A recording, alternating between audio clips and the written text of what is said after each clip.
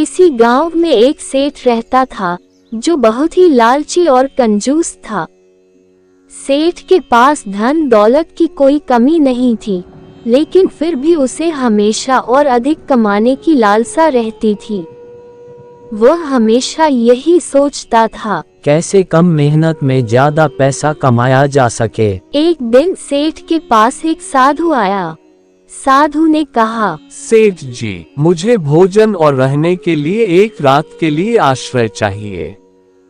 बदले में मैं तुम्हें ऐसा वरदान दूंगा जिससे तुम्हारे धन में दिन रात बढ़ोतरी होगी। बाबा जी आप मेरे द्वार पे आए, मैं धन्य हो गया, आइए आपका इंतजार था।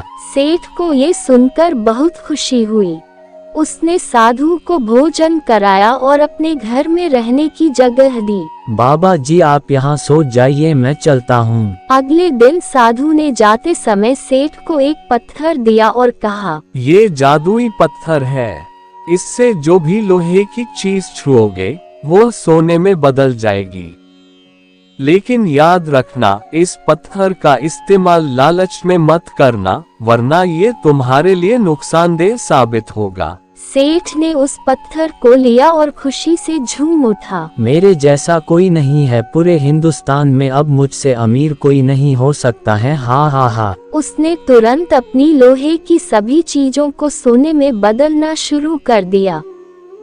धीरे धीरे उसका सारा घर सोने से भर गया। लेकिन सेठ की लालच खत्म नहीं हुई, वह और अधिक सोना चाहता था। एक दिन उसने सोचा, अगर मैं इस पत्थर से अपनी झोली को छू लूं तो पूरी झोली सोने की हो जाएगी।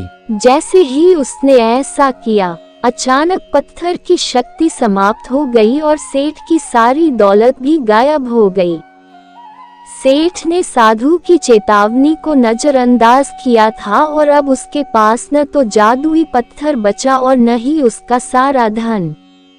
इस घटना ने सेठ को एक बड़ा सबक सिखाया। उसने समझा कि लालच का अंत हमेशा बुरा होता है। उसके बाद सेठ ने लालच छोड़ दिया और एक सादा और संतोषपूर्ण जीवन जीने लगा। ये कहानी हमें सिखाती है, लालच बुरी बला है और अधिक पाने की इच्छा अंततः विनाश का कारण बनती है।